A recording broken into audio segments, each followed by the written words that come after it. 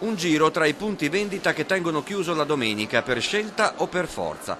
La proposta di Domenica No Grazie Veneto è stata accettata da un liberalizzatore DOC, Luciano Cimmino, parlamentare napoletano di Scelta Civica, imprenditore, componente della Commissione Attività Produttive, Commercio e Turismo. Strenuo sostenitore del decreto Salva Italia di Monti, che non pone limiti alle aperture domenicali e festive delle attività commerciali, il deputato ha ascoltato i no al lavoro festivo di commesse, commessi, titolari di negozi, direttori di ipermercati, come questo di Marghera, dove si è scelto di non aprire la domenica per non avere dipendenti demotivati e con il muso lungo. Questo sicuramente sì, noi vogliamo che i nostri collaboratori siano sempre disponibili e facciano questo lavoro con estrema entusiasmo e un'estrema facilità.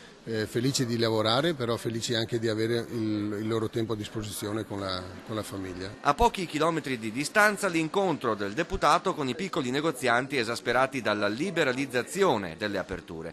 Hanno dovuto assumere nuovo personale, i costi generali sono aumentati del 35%, ma il fatturato è sceso del 10%. Dati che non fanno altro che rafforzare lo staff di Domenica No Grazie Veneto e Italia. Per la portavoce Tiziana D'Andrea si deve tornare a un massimo di 12 aperture domenicali all'anno, escluse le festività e con deroghe solo alle vere città d'arte. Stiamo fermi su questa posizione, mi auguro che Cimmino ci venga incontro. Per adesso stiamo cercando di confrontarci con molta serenità, con grande disponibilità da una parte e dall'altra per vedere se si può trovare un punto che magari avvicini. Molto difficile che le posizioni arrivino un giorno a combaciare, riconosce il deputato Di Monti. Intanto Commissione parlamentare e mondo del commercio attendono il rapporto Istat che presenterà il quadro di costi e benefici delle aperture domenicali e festive.